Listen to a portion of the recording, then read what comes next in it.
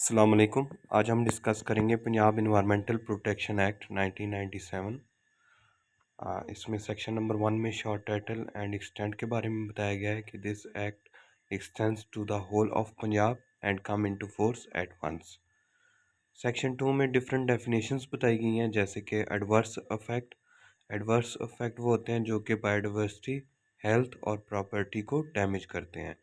इसके अलावा पोल्यूशन आ जाता है। Pollution contamination of air, land और वाटर को पोल्यूशन कहते हैं।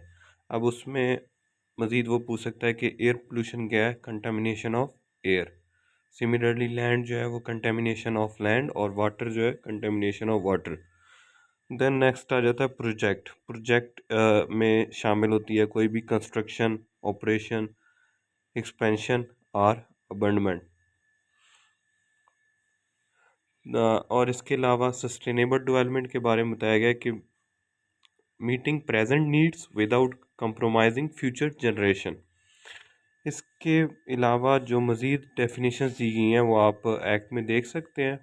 मोस्टली वही हैं जो आप लोगों ने ऑलरेडी पढ़ी हुई हैं। इसके अलावा अगर आपको कोई इशू आता है तो कमेंट सेक्शन में आप पूछ सकते हैं।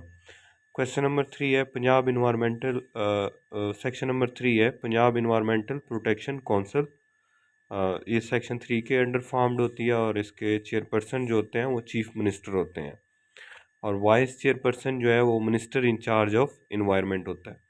मेंबर्स में मैक्सिमम जो है वो 35 हो सकते हैं पंजाब इन्वायरमेंटल प्रोटेक्शन काउंसिल के, और मिनिमम जो है वो 25 नॉन ऑफिशियल होने चाहिए। टोटल जो है वो 35 और मिनिमम 25 नॉन ऑफिशियल्स। और इसमें 3 MPs हो सकते हैं और 5 लोग चैम्बर ऑफ कॉमर्स से हो सकते हैं। मज़ीद इसमें जेंडर कोटा का बताया गया है कि जो 3 MPs हैं उनमें से एक फ़ीमेल होनी चाहिए और जो 25 नॉन ऑफिशियल्स हैं उनमें 4 वुमेन नॉन ऑफिशियल होनी चाहिए। और इसकी मीटिंग होती है हर साल में मिनिमम 2 दफ़ा और टर्म जो है इसकी 3 इयर्स होती है। नेक्स्ट सेक्शन नंबर 4 में फंक्शंस ऑफ काउंसिल बताए गए हैं। ये अप्रूव करती है पंजाब इन्वायरमेंटल क्वालिटी स्टैंडर्ड्स को और उनकी इन्फोर्समेंट करती है, कोऑर्डिनेट करती है उनकी इन्फोर्समेंट करने के लिए।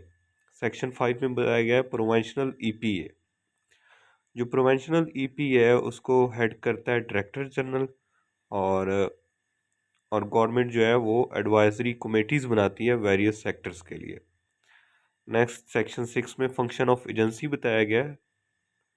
जो ऊपर हमने EPA पढ़ा है इन्वायरमेंटल प्रोटेक्शन एजेंसी, उसके फंक्शंस क्या होते हैं। एक तो एक्ट को एडमिनिस्टर करना, उसके अलावा एनुअल पंजाब इन्वायरमेंटल रिपोर्ट को प्रिपेयर करना, इन्फोर्स करना पंजाब इन्वायरमेंटल क्वालिटी स्टैंडर्ड्स को और सर्टिफाई करना अप्रूव लेबॉर्ट्रीज़ को। सेक्शन नंबर 7 में पावर ऑफ एजेंसी बताया गया है। तो एजेंसी जो है वो इंटर हो सकती है, इंस्पेक्ट किसी भी जगह पे लैंड को इंस्पेक्ट कर सकती है या व्हीकल को विद सर्च वारंट। इसके अलावा सैंपल ले सकती है, लोगों को समन कर सकती है और आर्टिकल्स को कॉन्फिस्केट कर सकती है। लाइक कोई आर्टिकल अगर ऑफेंस में यूज़ हुआ है तो EPA उसको कॉन्फिस्केट कर सकती है। सेक्शन 8 जो है वो ओमिट हो गया है। तो नेक्स्ट है section number 9 provincial sustainable development fund. ये ड्राइव होता है गवर्नमेंट ग्रांट से, फॉरेन एड डोनेशन से और प्राइवेट कंट्रीब्यूशन से। 3 चीज़ों से ड्राइव होता है fund, government grant, foreign add और प्राइवेट कंट्रीब्यूशन। और इसको यूज़ किया जाता है इन्वायरमेंटल प्रोजेक्ट एंड रिसर्च के लिए। सेक्शन 10 है मैनेजमेंट ऑफ PSDF। जो फंड ऊपर हमने देखा उसकी मैनेजमेंट कैसे होती है। इसको मैनेज किया जाता है बोर्ड के थ्रू, जिसको चेयर करता है चेयरमैन और प्लानिंग एंड डेवलपमेंट बोर्ड। और इसमें 6 गवर्नमेंट ऑफिसर्स होते हैं जो कि फिनांस, इंडस्ट्री और इन्वायरमेंटल सेक्रेटरीज वगैरह होते हैं और 10 नॉन ऑफिशियल्स होते हैं। DG EPA serves as member या सेक्रेटरीज। ऊपर हमने EPA का पढ़ा था, तो जो DG EPA है वो मेंबर या सेक्रेटरी के तौर पे सर्व करता है। सेक्शन 11 से लेके ऑनवर्ड लाइक सेक्शन 16 तक डिफरेंट ऑफेंस बताए गए हैं, जैसे कि डिस्चार्ज एंड एमिशन। ये एक्ट जो है वो प्रोहिबिट करता है discharge of pollutants exceeding PEQS, Punjab environment quality standard से जो ज़्यादा है पोल्यूटेंट का डिस्चार्ज, उसको प्रोहिबिट करता है। और government may levy a pollution charge, payment of this charge is exempt a person from an offence charge for project started before June 30, 1994। June 30, 1994 से पहले अगर किसी ने कोई ऑफेंस किया है तो उससे वो एग्जाम्प्ट करता है अगर वो चार्ज पे कर दे। नेक्स्ट आ जाता है section number 12 IEEE and EIA। कोई भी प्रोजेक्ट जो होता है वो इनिशियल इन्वायरमेंटल एग्जामिनेशन IEEE या इन्वायरमेंटल इम्पैक्ट असेसमेंट के बगैर शुरू नहीं हो सकता। जिन लोगों की CSS में इन्वायरमेंटल साइंस है एज एन ऑप्शनल सब्जेक्ट, उनको बहुत अच्छी तरह से पता होगा कि EIA क्या होता है। Decision timeline, agency must respond within 4 month, agency जो है वो 4 मंथ के अंदर रिस्पॉन्ड करेगी। Failure to do so result is in deemed approval. Confidential trade information is protected unless the DG deemed disclosure is in the public interest. तो 4 month के अंदर अंदर रिस्पॉन्ड करना होता है एजेंसी ने। सेक्शन नंबर 13 में बताया गया इंपोर्ट ऑफ वेस्ट। हैजरस वेस्ट जो है उसकी इंपोर्ट प्रोहिबिटेड है पंजाब के अंदर। कोई भी शख्स पंजाब के अंदर हैजरस वेस्ट को इंपोर्ट नहीं कर सकता। सेक्शन 14 आ गया हैजरस सब्सटेंस, और इसके लिए लाइसेंस चाहिए होगा from provincial agency. Motor vehicle का सेक्शन 15 में बताया गया है कि प्रोहिबिट नॉइज और air emission exceeding Punjab environmental quality standards. EPA can direct installation of control devices। Section 16 में है इन्वायरमेंटल प्रोटेक्शन ऑर्डर। ये वायलेटर्स को इशू किया जाता है उनको रोकने के लिए, रेमेडी करने के लिए या इन्वायरमेंट को रिस्टोर करने के लिए। और जो कॉस्ट होती है EPO की वो रिकवर की जाती है as an arrears of land revenue, जिसका हम प्रोसेस जो है वो लैंड रेवेन्यू एक्ट 1967 के अंडर पढ़ते हैं। अब सेक्शन 17 पेनल्टीज बताई गई हैं। अब कोई भी ऑफेंस है जो अकॉर्डिंग टू सेक्शन 11, 12, 13 एंड 16 है। अब 11 था discharge and emission, 13 import of waste था, उसके अलावा 12 जो है वो IEEE एंड EIA से रिलेटेड था, और 16 जो है वो इन्वायरमेंटल प्रोटेक्शन ऑर्डर है। अगर इससे रिलेटेड कोई ऑफेंस है तो 5 मिलियन रुपीज़ का फ़ाइन होगा, और अगर फिर भी वो शख्स ऑफेंस करता रहता है तो 100 के पर डे के हिसाब से उसको फ़ाइन होगा। सेक्शन 14 एंड 15 जो है वो हैजरस वेस्ट और मोटर व्हीकल से रिलेटेड है। इसमें 500,000 रुपीज़ फ़ाइन होगा, और 1 के पर डे के हिसाब से अगर वो कंटिन्यू रखता है तो फ़ाइन होगा। और कोई शख्स अगर रिपीटर है, दोबारा ऑफेंस कर रहा है, तो उसको 2 साल के लिए इम्प्रिजनमेंट होगी, फैक्ट्री जो है वो क्लोज कर दी जाएगी, या फिर कन्फिस्केशन होगी जो आर्टिकल ऑफेंस में यूज़ हुए हैं। एडमिनिस्ट्रेटिव प्रॉपर्टी एडमिनिस्ट्रेटिव पेनल्टी जो है वो लिवाइव की जाएगी DG के through. Offence by corps, director officers are liable however for companies under the companies ordinance 1984, only the chief executive is liable. यानी कोई कॉरपोरेशन अगर ऑफेंस करती है तो उसके डायरेक्टर जो ऑफिसर जो होंगे वो लायबल होंगे, लेकिन अगर जो कंपनीज रजिस्टर्ड हैं कंपनीज ऑर्डिनेंस 1984 के अंडर, तो उसमें चीफ एग्जेक्टिव जो होगा वो लायबल होगा। नेक्स्ट सेक्शन 19 में बताया गया है government agency offence. The head of the government agency या local council is deemed guilty for negligence. अगर कोई गवर्नमेंट एजेंसी ऑफेंस करती है तो जो हेड होगा उसका एजेंसी का या लोकल काउंसिल का, तो वो उसको गिल्टी समझा जाएगा। सेक्शन 20 में बताया गया इन्वायरमेंटल ट्राइब्यूनल। जो इन्वायरमेंटल ट्राइब्यूनल है उसका चेयरपर्सन होगा क्वालिफाइड हाई कोर्ट जज, और इसके मेंबर होंगे 2, और उसमें से एक जो है वो टेक्निकल होना चाहिए। कोरम क्या होगा, chairperson and at least 1 member. Like total 3 member हो गए, एक चेयरपर्सन, टोटल 3 लोग हो गए, एक चेयरपर्सन और 2 मेंबर्स। तो कोरम जो है इसका चेयरपर्सन और उसके साथ एक जो है मेंबर वो ज़रूर होना चाहिए। Tribunal jurisdiction,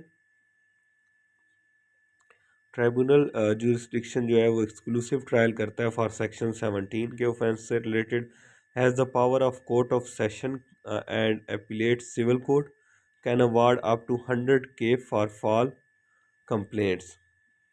appeal to tribunal, जो अग्री पर्सन है वो ट्राइब्यूनल को 30 डेज के अंदर अपील कर सकता है कोई भी अगर एजेंसी का ऑर्डर है उससे रिलेटेड।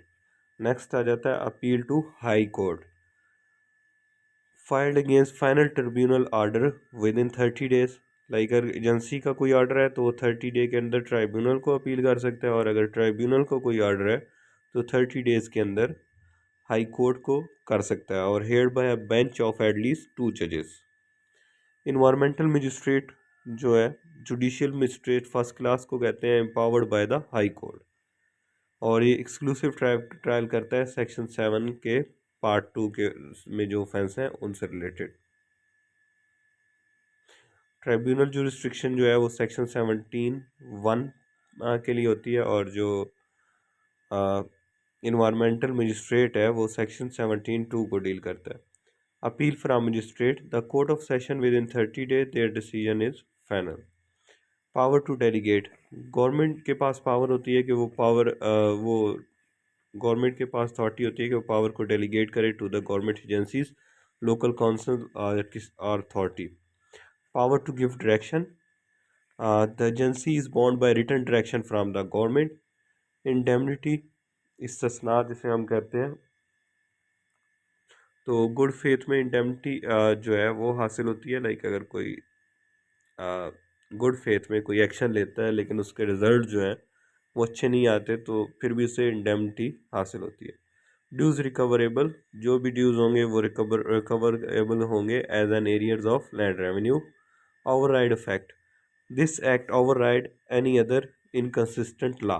लाइक इससे पहले कोई इन्वायरमेंटल प्रोटेक्शन से रिलेटेड लॉ था तो उसको ये एक्ट ओवरराइड करेगा। लाइक जहाँ पे कन्फ्लिक्ट आ जाएगा दो एक्ट्स के दरमियान में तो ये ओवरराइड करेगा। रूल्स, रूल्स जो है वो गवर्नमेंट बनाती है, और इसमें इंटरनेशनल एग्रीमेंट के रूल्स हैं वो भी इंक्लूड होंगे जो कि शेड्यूल में हम पढ़ेंगे, वो ऑलमोस्ट 14 है। Amend schedule, the government may amend the schedule via notification regulation made by agency with government approval. Repeal and saving, repeal the Pakistan environmental protection ordinance 1983। Like जब ये एक्ट आया तो इसने रिपील कर दिया 1983 के ऑर्डिनेंस को। तो टोटल सेक्शन जो है वो 34 है।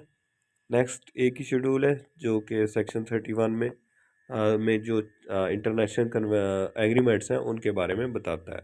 तो ये 14 इंटरनेशनल कन्वेंशन हैं, इसका आपको ईयर याद होना चाहिए।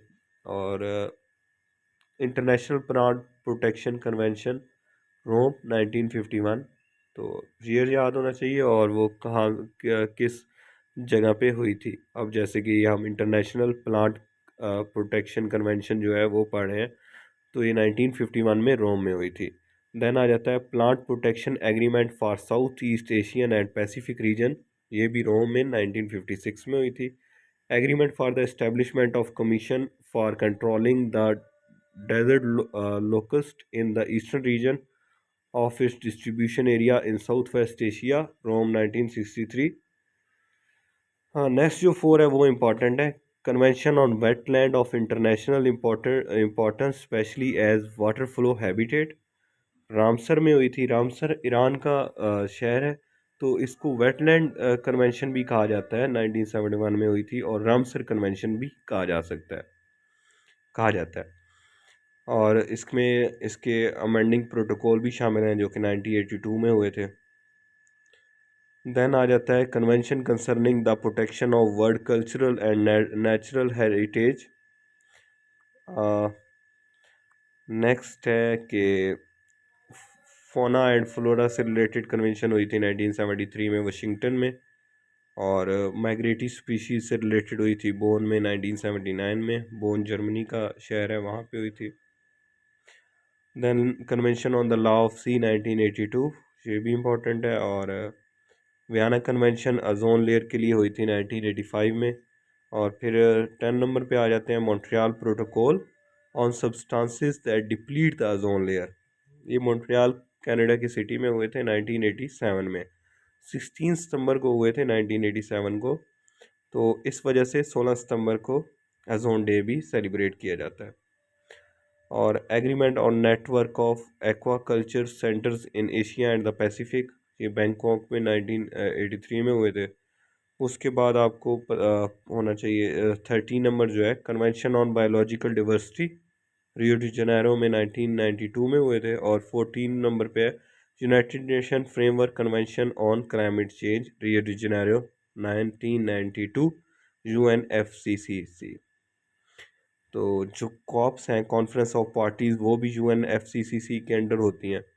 तो इस वजह से, क्योंकि ये एक्ट का हिस्सा है इंटरनेशनल एग्रीमेंट्स में, तो आप लोगों को जो रीसेंट कॉप्स हुई हैं, जैसे कि COP30 अभी पहले ब्राज़ील में हुई है और COP30 नेक्स्ट जो है वो टर्की में होनी है, तो इनका आपको पता होना चाहिए। एटलीस्ट लास्ट जो 3-4 साल की हैं, तो ये भी पेपर में पूछी जा सकती हैं। क्योंकि अगर एक्ट वाले सेक्शन में ना भी पूछे तो एमसीक्यूज़ में भी पूछा जा सकता है। और अगर किसी को पीडीएफ चाहिए तो वो कांटेक्ट कर सकता है व्हाट्सएप पे। और लाइक डेफिनेशन का जैसे सेक्शन 2 है, उसमें आप लोगों ने सारी डेफिनेशंस एक्ट से पढ़ लेनी है। वो बहुत इजी हैं, लेकिन उसमें से एमसीक्यूज़ जो हैं वो लाजमी आएंगे। और इसके अलावा कोई भी एक्ट है, लाइक इसमें जो आपका पेपर होना है अभी 19 को, इसमें कोई 7 से 8 एक्ट्स हैं। तो